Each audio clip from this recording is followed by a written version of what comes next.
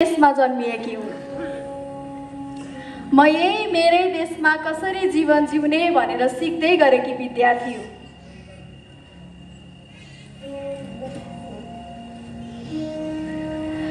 म यही मेरै देशमा कसरी एउटा मानव भएर बाँच्न सकिन्छ त्यो सिक्दै गरेकी नेपाली हुँ। मेरा पिता पुर्खाले किराँतकाल, लिच्छवीकाल, मल्लकाल, शाहकाल, राणाकाल, पञ्चायत र बहुदलीय प्रजातन्त्र झेले। तर म गणतन्त्र घोषणा हुँदा जन्मिएकी रे।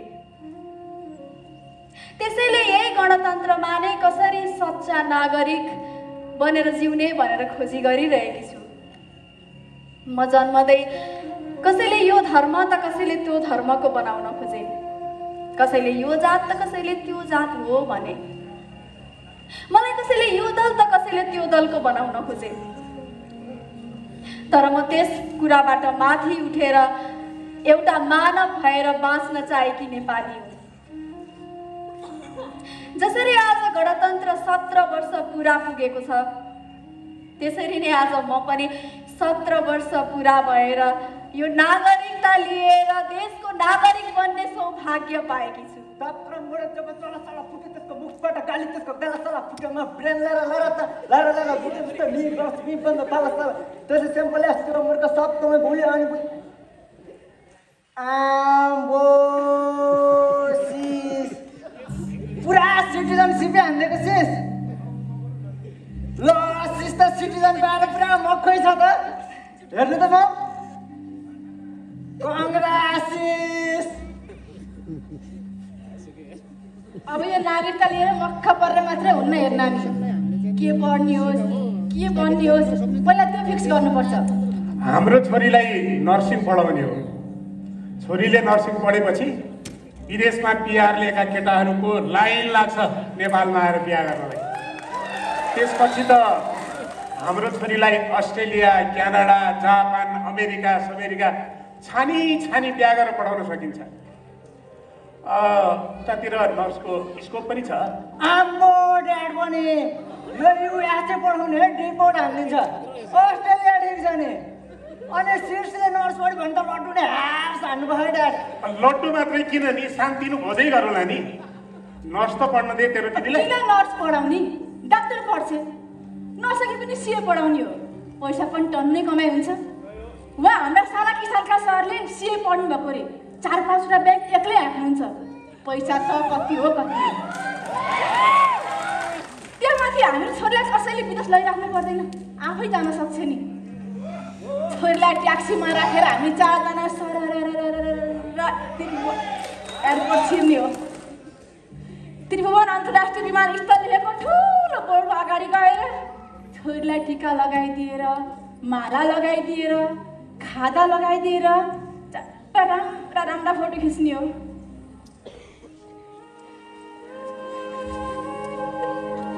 त्यसपछि मेरो छोरी ट्रली गुडाउँदै नरमाइलो मान्दै भित्र छिर्छ।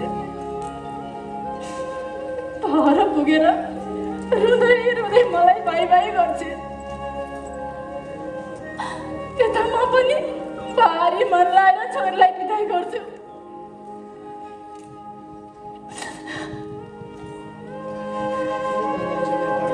त्यो भिडियो यसले खिच्छ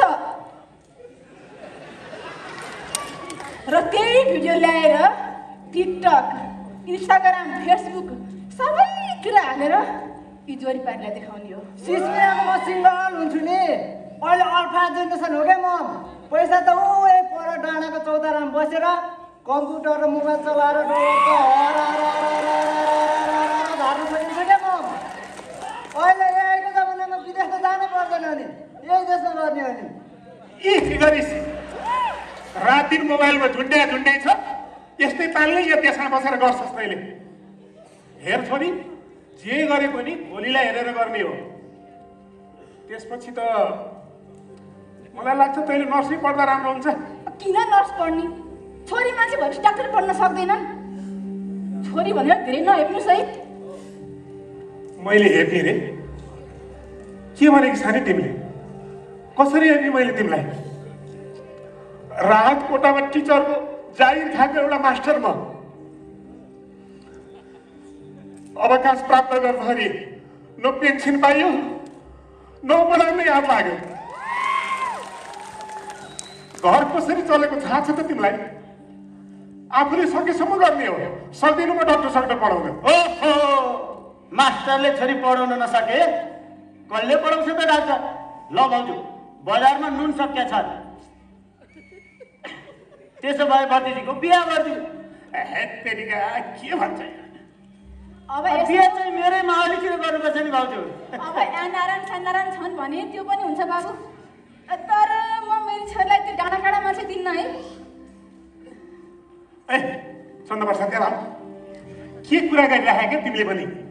ताल्नु बेतालका कुरा गर्छौ। अब छोरीलाई कसरी हुन्छ, के गरी हुन्छ, कसलाई सोर्स कसो लगाएर हुन्छ? अब छोरीलाई नर्स पढाउन स्कलरसिप मिलाऊ भनेको कुरा गर्नु छैन, के गर्नु छैन, खालि बिहेको कुरा गर्छौ। हदगडी लाउनु खोज्यौ मलाई? 20 वर्ष नपुगिकन बिहे गर्न पाइन्छ? यो त कानुन विपरीत हो। अब अहिले नगरे पनि 2-4 वर्षपछि गर्नै पर्छ के अरे? अहिलेदेखि भन्ने आयो नि भाउजू। अब आफैले बिहे गरेर ल्याएको काकीले त डिस हालेर गइसक्नु हाम्रो सुटो काकालाई, अझ अरूको लागि खोजिदिने रे। अब यस्तो सुटो काकाले खोजेको चाहिँ कस्तो हुने होला?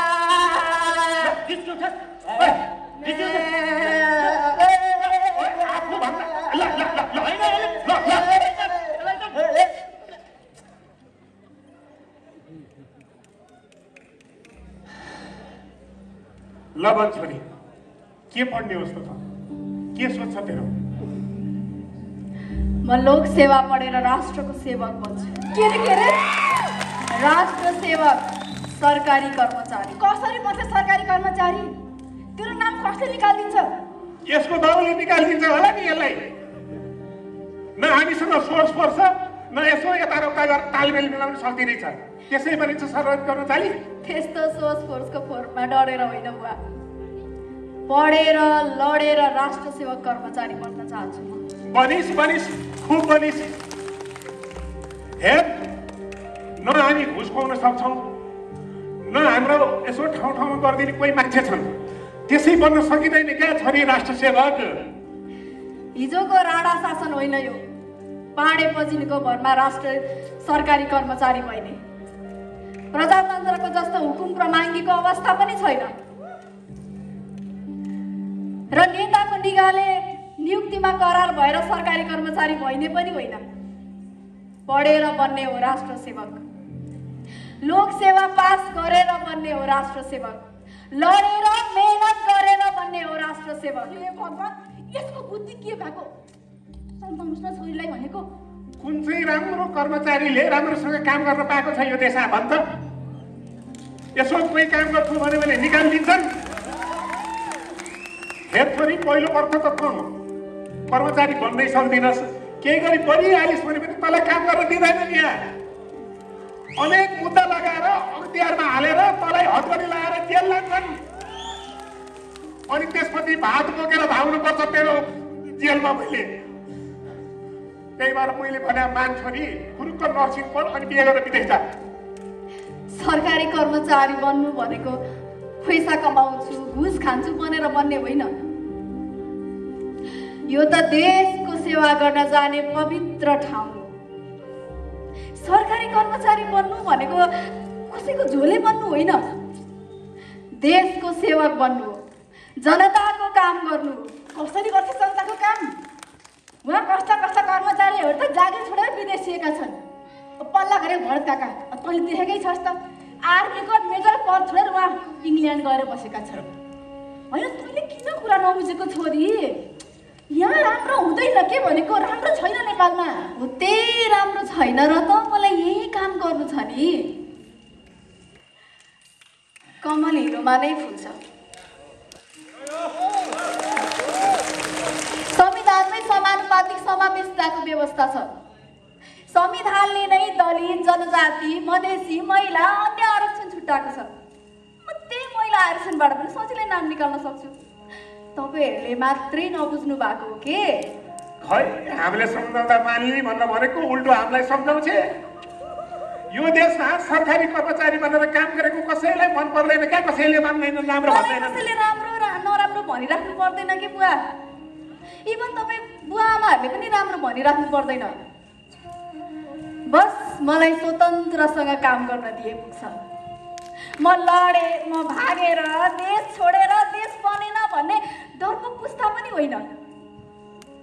म त हाम्रो पुर्खाले पुरा गर्न नसकेको सपना पुरा गर्न एकदम तयार नागरिक हुँ। म क्रान्तिको नाममा ढुङ्गा मुढामा विश्वास राख्ने व्यक्ति पनि होइन। पढेर, लडेर, ठाउँमा पुगेर परिवर्तन गर्न चाहेकी एक आत्मविश्वासी नारी। म तपाईहरूको सपना हुँ, तर म यो देशको सपना बन्न चाहन्छु। एउटा व्यक्तिको मात्रै होइन, सारा जनताको सपना बन्न चाहन्छु।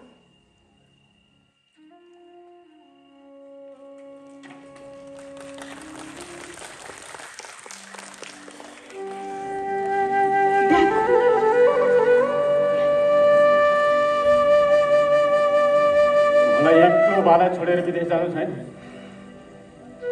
विदेश गएर गर्लफ्रेन्डसँग टाइम स्पेन्ड गरेर बाला बिर्सन मेरो नैतिकताले दिँदैन। मैले भनेको त मान, भनेको केही मान्दैन।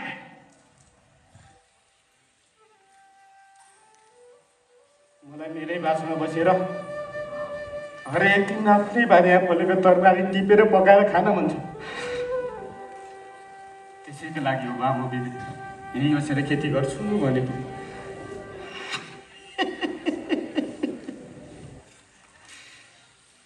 तैँले यो पहाडमा बसेर खेती गरेर पैसा कमाउँछु भन्नु र कुवाको ब्याकुतेले समुद्र पुग्छु भन्नु एउटै मूर्ख।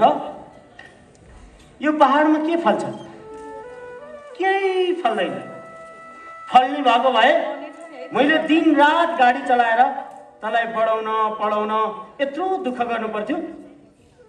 पर्दैन थियो। मेरो गाडीका पछि लागेर यी भयभरका मान्छे सबै सहर पुगिसके, त चाहिँ के भएको भन्दा? मलाई अरूले गर्न नसकेको, अरूले नदेखेको काम गरेर देखाउनु छ ल। म पढ्न पनि कृषि नै पढ्ने हो र काम पनि कृषि नै गर्ने हो। बाख्रा पाल्छु, कुखुरा पाल्छु, गाई पाल्छु, भैँसी पाल्छु, खेती गर्छु, तरकारी लगाउँछु। तपाईँले के गर्नु पर्दैन।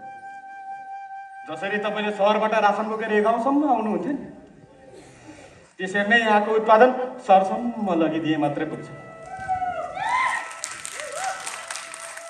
यहाँ उत्पादन भएका तरकारी, फलफुल, दुध, मही बोकेर सहरसम्म जाने दिन छिट्टै आउँछ ल। बाउ, तँलाई मैले सम्झाउन सकिनँ। तेरी आमा हुन्थे भने सम्झाउँथ्यो होला, तर के गर्नु? अर्कैलाई च्यापेर सहर पुगिहाल्यो।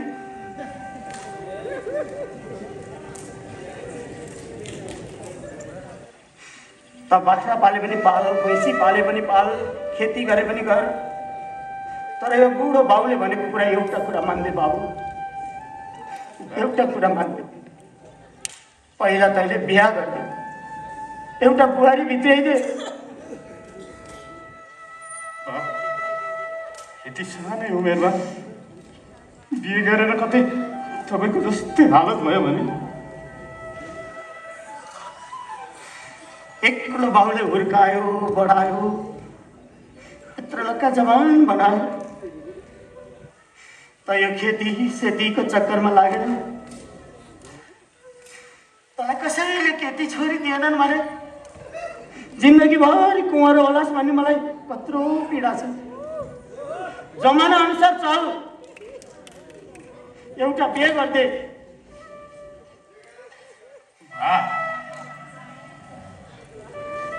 बिहे भनेको त लेखेको हुन्छ कि?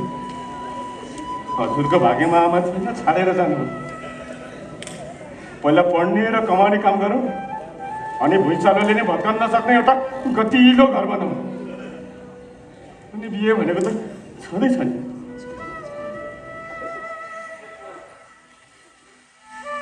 यो आदर्शका कुराले पेट पालिन्न बाबु।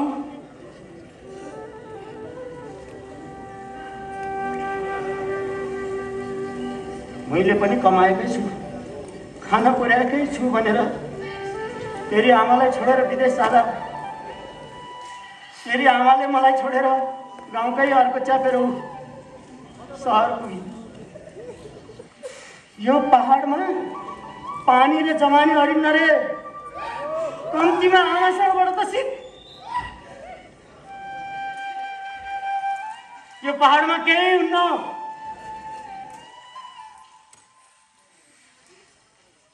मैले सहरमा थुप्रै मान्छेहरू चिनेको छु। उहाँलाई भनेर एउटा गतिलो जागिर लगाइदिन्छु। जागिर खा अनि बिक्लास सुटबुट उहाँको जस्तै सुटबुट लाउन सिक।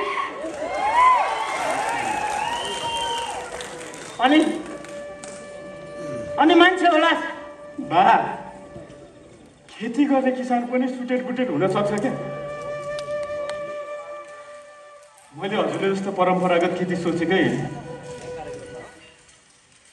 किसान सबैको मालिक बनेको हुन्छ। उसले उत्पादन गरेको हरेक कुरा हरेकको घरमा हरेक दिन पाकिरहेको हुन्छ। यदि खेती गर्ने किसानले नै खेती नगरिदिने हो भने यहाँका मानिस सबै भोकै हुन्छ, होइन र? हो, त्यही भोको पेट भर्ने सपना देखेको हो मैले। सानै भए पनि हाम्रो देशलाई अति आवश्यक पर्ने कर्म रोजेको हो मैले।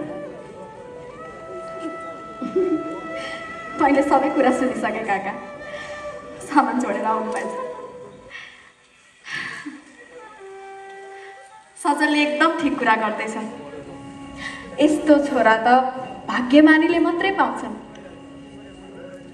सजल, ट्रेडिसनले हामीलाई के सिकाउन खोज्छ र ट्रेन्डिङले हामीलाई के गराउन खोज्छ भन्दा पनि हामीले त आफ्नो अन्तरात्मामा आएको काम गर्नुपर्छ। यो तिमीले नै मलाई सिकाएको।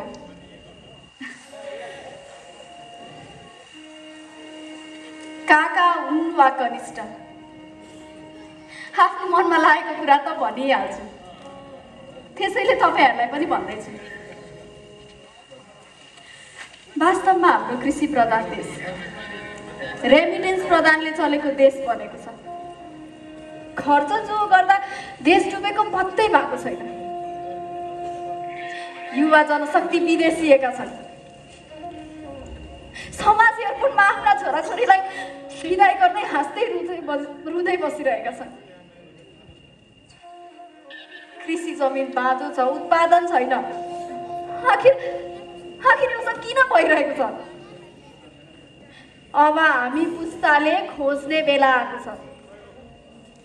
त्यसैले यो सबै कारणहरू बुझ्न मैले इकोनोमिक्स र पब्लिक एडमिनिस्ट्रेसन पढेँ। सजनले एग्रिकल्चर पढेको छ। हामी सँगै पढेका साथीहरूले फरक फरक विषय पढ्यौँ र आज संयोगवश हामी सबै साथीहरू एकै ठाउँमा भेला भएका छौँ।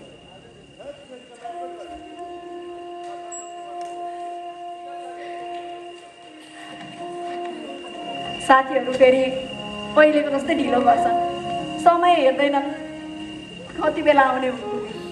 झट्ट हेर्दा हजुर जिन्दगी दामी छ, सबै ठीक छ हजुर, पैसा चाहिँ दामी छ, फुलेर के गर्नु भिरै भिरमा छ, जिन्दगी चल्न त चल्या छ, भिरै भिरमा छ, जिन्दगी चल्न त चल्या छ, भिरै भिरमा छ।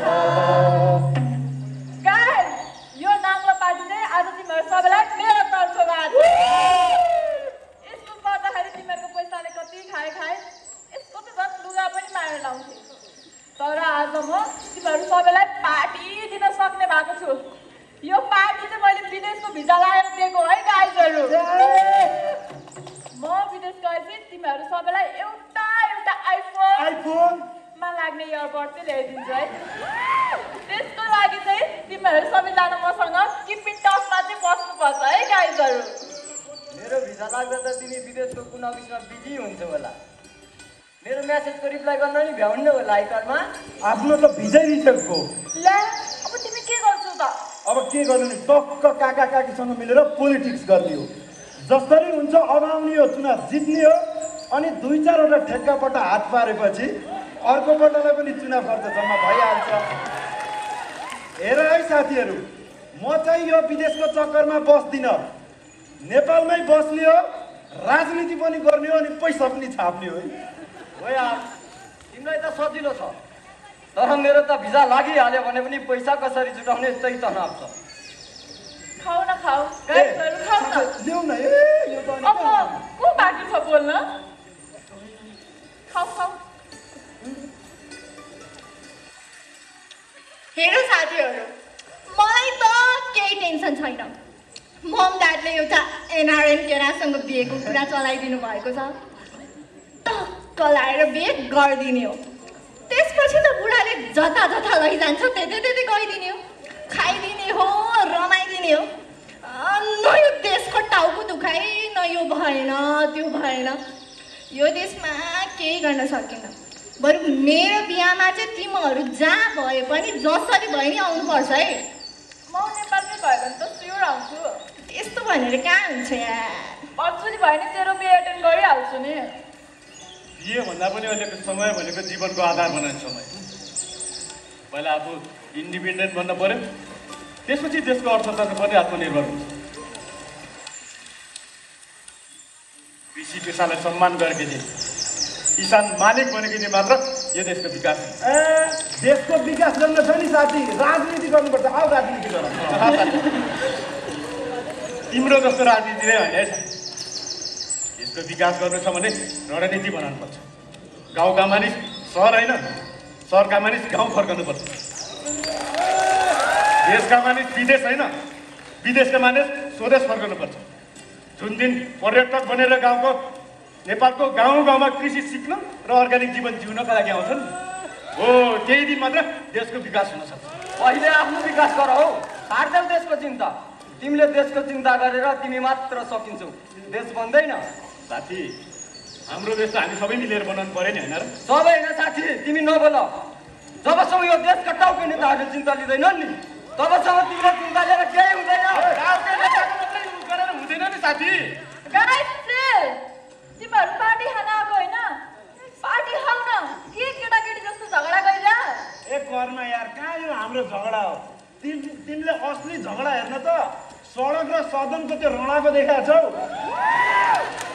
अनि त्यो हाम्रो जो छिमेकी देश बीचहरूको त्यो ड्रोन हमला देखाएको छौ, त्यो पो असली झगडा हो। यो त हाम्रो हेल्दी डिस्कसन हो होइन? यसले सही कुरा गर्छ है केटाले। साँच्ची आज सर मिसहरूलाई नि बोलाएको भए हुन्थ्यो नि, कति रमाइलो हुन्थ्यो होला।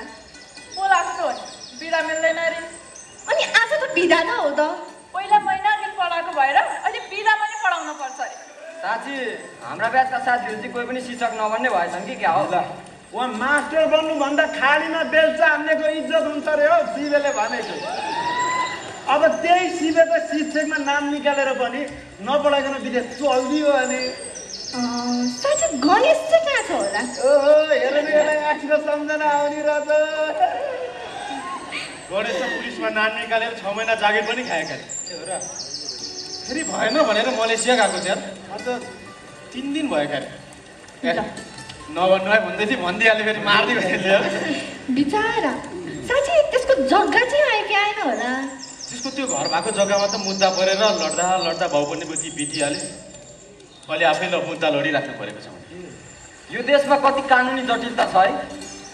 ढिलो सेवा प्रवाह र झन्झटिलो प्रक्रिया भएपछि यस्तै हो। एउटा मान्छे बाँचुन्जेल मुद्दा लड्यो, तर मुद्दा किनारा नलाइकन बितेर गयो बिचरा। अब को बाँकी छ बोल्न? ओ सपना के बोल न, यत्रो डिस्कस भइरहेको छ, कस्तो परेर बसिरहेको। त्यही भने मलाई खासै अरूको कुरा काटेर बस्नै मन लाग्दैन। बरु योजनाहरू चाहिँ बनाउन मन लाग्छ। योजना? योजना? योजना? कस्तो योजना? राष्ट्र सेवक बन्ने योजना, यो देशका जनतालाई बिग्रिन नदिने योजना, यहाँका जल जमिनलाई बिग्रिन नदिने योजना, यो देशको संस्कृतिलाई बिग्रिन नदिने योजना, यहाँको जङ्गल र जलवायुलाई बिग्रिन नदिने योजना। यो समाजलाई बिग्रिन नदिने योजना, सिङ्गो राष्ट्रलाई बिग्रिन नदिने योजना। साहस गर अबेर भो अब होस गर पौरखी पाखुराको नशा नशामा जोस भर नशा नशामा जोस भर नशा नशामा जोस भर युवा ने त्यस्तो शक्ति हो जो जुटेर अघि बढ्दछ एक दुई पटक लडे पनि उठेर अघि बढ्दछ आखिर युवाहरूको देश हो यो युवाले नै बनाउँछ फेर्छन् पुरानो काँचुली नयाँ स्वरूप सजाउँछन् युवाहरूको देश हो यो युवाले नै बनाउँछ युवाहरूको देश हो यो युवाले नै बनाउँछ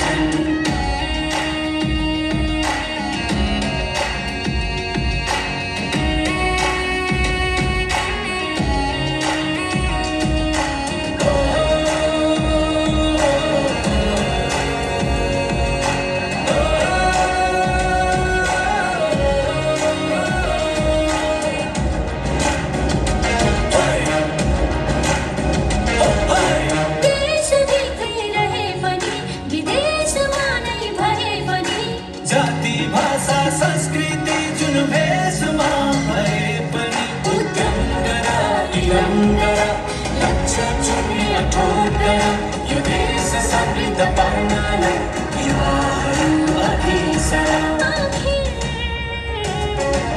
युवाहरूको देश हो यो युवाले नै बनाउँछ फेर्छन् पुरानो काँचुली नयाँ स्वरूप सजाउँछन् युवाहरूको देश हो यो युवाले